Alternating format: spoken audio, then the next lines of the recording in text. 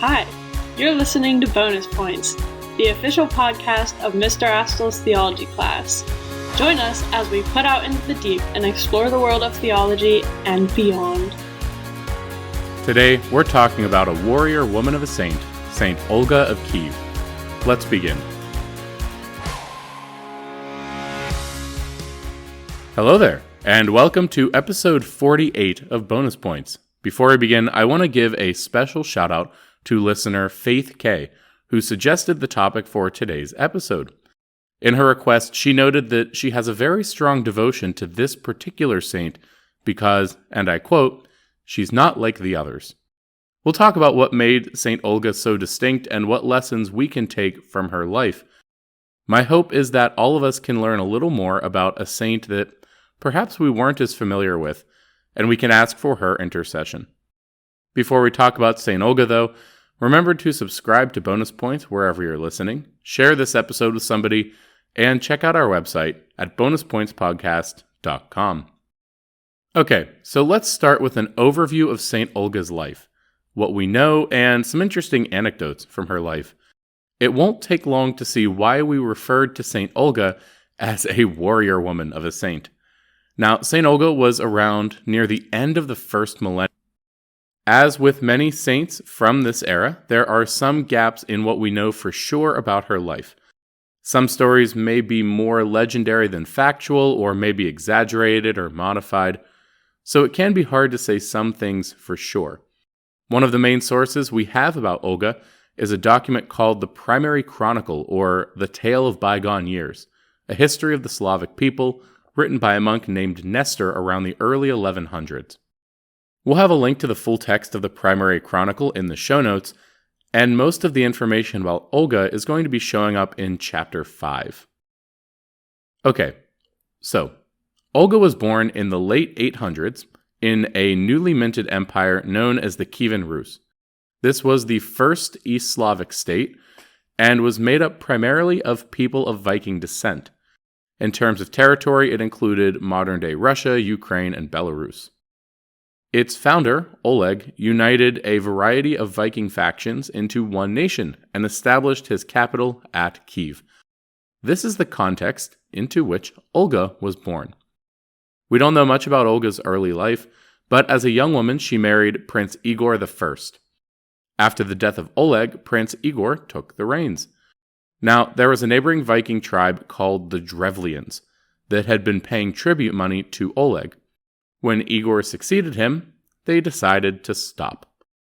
Needless to say, Igor was unhappy with this, so he took his army to the Drevlian capital to convince them to pay him tribute.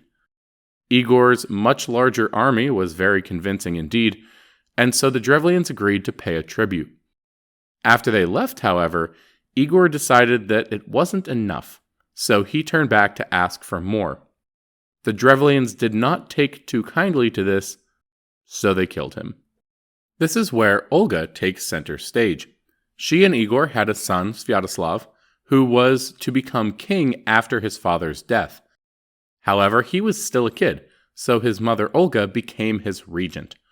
For those less familiar with how monarchical succession works, a regent is somebody who rules on behalf of somebody else. Typically, it happens when the rightful monarch is too young to actually run a country. As regent, Olga was essentially the queen of Kievan Rus. The Drevlians saw this as an opportunity to expand their power, so they sent a messenger to Kiev to propose a new political arrangement. They suggested that Olga marry the Drevlian prince Mal, who just so happened to be the man who murdered her husband Igor. Olga probably responded with a General Grievous quote, "You are a bold one." Oh, and by the way, the messenger added, there's a boat in your harbor with 20 Drevlian soldiers who will make sure your answer gets back to Prince Mal safely, and that it's a good answer. Despite simultaneously learning that her husband had been murdered, and that her husband's murderer was proposing marriage, Olga was quick on her feet.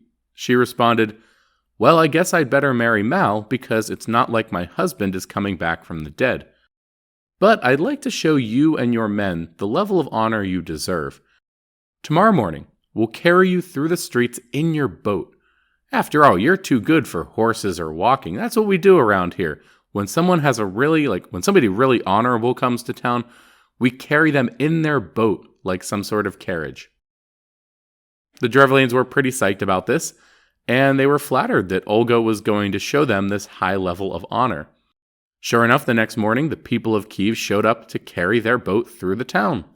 They carried the boat with all the Drevlians all the way up to the town square, where they promptly dropped it in a pit they had dug the night before. As the townspeople started burying the Drevlians alive, Olga leaned over the pit and asked whether they felt sufficiently honored yet. Oh, and she wasn't done with her revenge yet.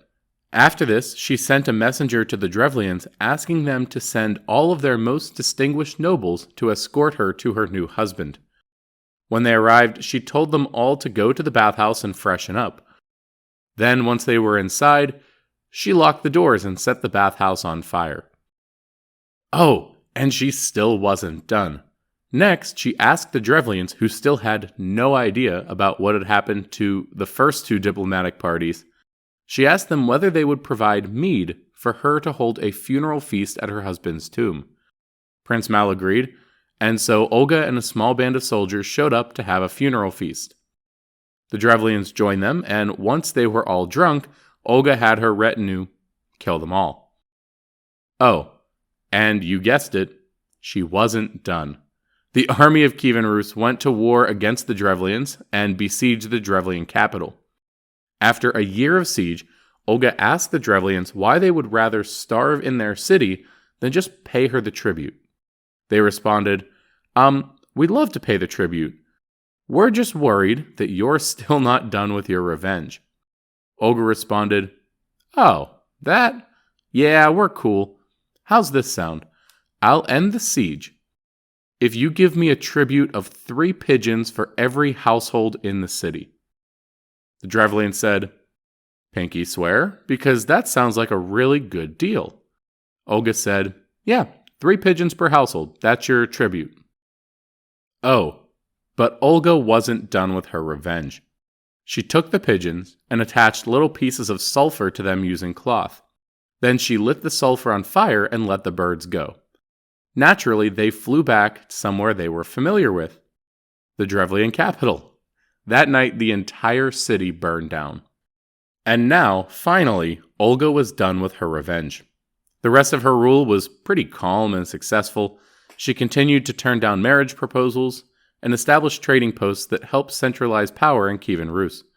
She reformed the legal system, built relationships with surrounding nations, and supported her son once he was old enough to reign. At this point in the story, you may be remembering that we call her Saint Olga, and you may have some questions. So far, we haven't exactly painted a very saintly picture of Olga, so what's the deal? Well, in the 950s, Olga went to the capital of the Byzantine Empire, Constantinople. There, she encountered Christianity for the first time, and she was captivated. While she was in Constantinople, she experienced a profound conversion and became Christian. Now, she was not the first Christian in Kievan Rus. Igor had several Christians in his court, but she was, by far, the most powerful to ever be baptized. She used her position to try and bring Christian influence into Kievan Rus. She first tried to get her son, who was king by this point, to convert and become a Christian, but he was worried that he would be mocked if he converted. After all, Christianity did not have a very good reputation in Kievan Rus at this time. Christians were seen as weak and laughable. Olga did get her son to agree to protect Christians from persecution, and he allowed her to build churches throughout the empire. Olga also tried to bring priests as missionaries into the kingdom, but was largely unsuccessful. In fact, when she died in 969 AD, it seemed that her mission to Christianize Kievan Rus had failed. But she laid a foundation that would eventually pay off. 20 years after her death, her grandson Vladimir became Catholic and made Christianity the religion of the empire. And so, even though the results came after her lifetime, Saint Olga is often credited for being the one to Christianize the Slavic people. So, Here we have Saint Olga, the warrior of Kiev who expanded and protected her empire and planted seeds for the growth of Christianity in the Slavic regions. Unlike some other saints, we may look at the life of Saint Olga and think, there's not much I can relate to here. What lessons can we learn from her? Well, I'd like to propose a few. I think that Saint Olga actually has a lot to teach us today. And no, I don't mean that we should take violent and clever revenge on our enemies. First, Olga reminds us that the saints aren't always kind and gentle. For a lot of people, when they think of the saints, they probably picture a nun or a priest or somebody, hands folded, gentle smile, eyes closed, just praying all the time. They imagine that the saints had a uniformly boring personality and only vary in the particulars of their times and places. In reality, the saints have very distinct personalities and stories. This is why I love to learn about the saints and get to know them better, because they're all so vibrant and unique. Saint Teresa of Avila prayed, "From sour-faced saints, Lord, deliver us." Saint Jerome was well known as a grumpy guy, and his writings really let his temper through in some parts. There were saints as extroverted as a Saint Josemaria, or as introverted as Saint Thomas Aquinas. We have illiterate saints and some of the greatest scholars who ever lived. And no, not all the saints were nice and gentle. Heck, even Jesus wasn't always nice and gentle. He flipped tables and had some pretty strong words for the Pharisees now and then. When he talked about those who scandalized children, Jesus said that it would be better if a millstone was hung around their neck and they were thrown into a lake. He talked about hell more than he talked about heaven, and warned those who only give him lip service that one day he'll look them in the eyes and say, "I never knew you." Jesus, like Aslan, is good, but not always nice. And Jesus didn't always paint a rosy picture when it comes to following him. He told us that we may have to shake the dust from our sandals when we're rejected, and that we will be handed over and many of us will be killed. At the time I'm recording this, that was the gospel that we heard at Mass just yesterday. Jesus even told us that if we want to follow him, we must take up our cross daily. This brings us to the next important lesson we can learn from Olga. Jesus told us to love our enemies. He never said to pretend we don't have any. If you are following Christ, you will have enemies. There will be those who oppose you because of your beliefs and because of the decisions you make based on those beliefs. And even if, somehow, you don't have any human enemies, there is still the enemy of your soul, Satan and his demons. St. Peter writes in his first letter that we must be sober and alert because your adversary, the devil, is prowling like a roaring lion looking for someone to devour. Olga never pretended that she didn't have enemies.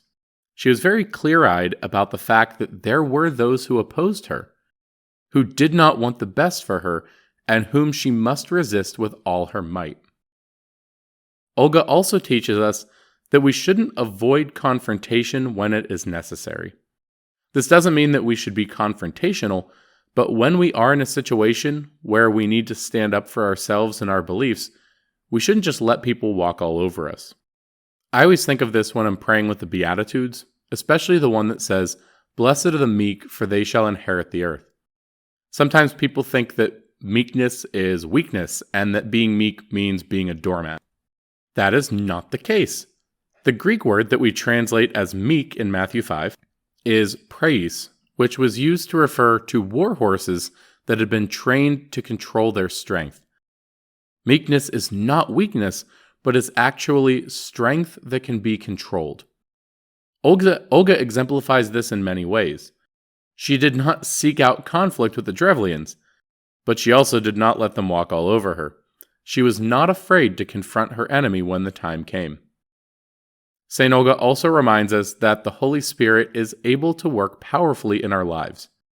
No matter what kind of life we've led so far, there's always the possibility of a conversion experience. For more stories about saints with not-so-saintly pasts, go back and check out episode 37.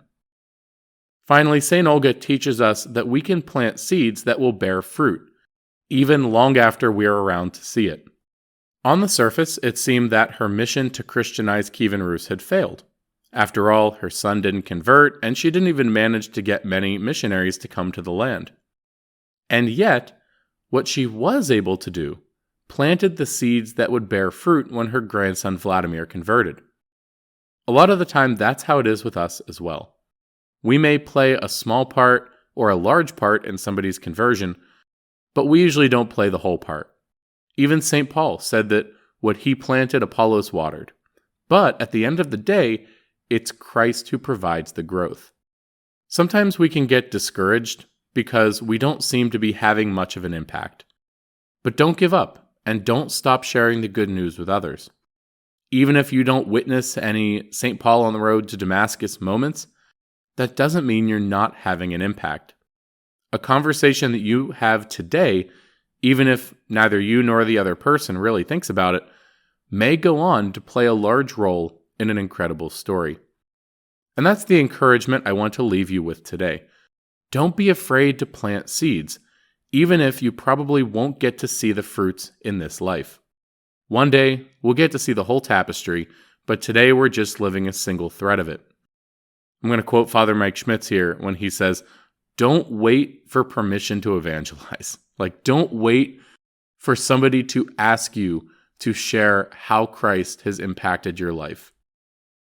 So, that's all we have for today's episode. I love episodes like this because they're opportunities for me to learn just as much as you. I wasn't overly familiar with St. Olga before this topic was suggested/demanded.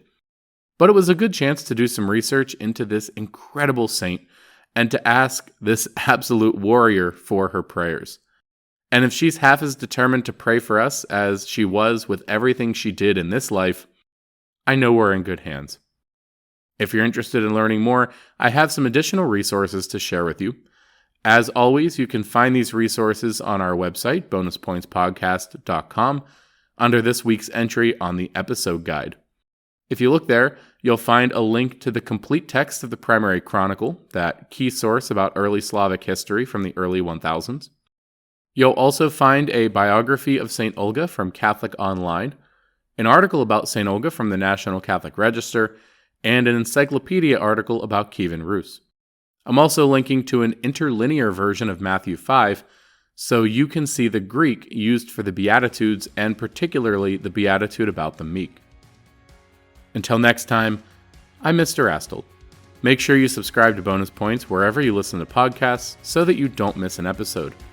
That will also help the show be more visible in these different podcast directories, which will help more people join us as we continue every episode to put out into the deep to explore the world of theology and beyond.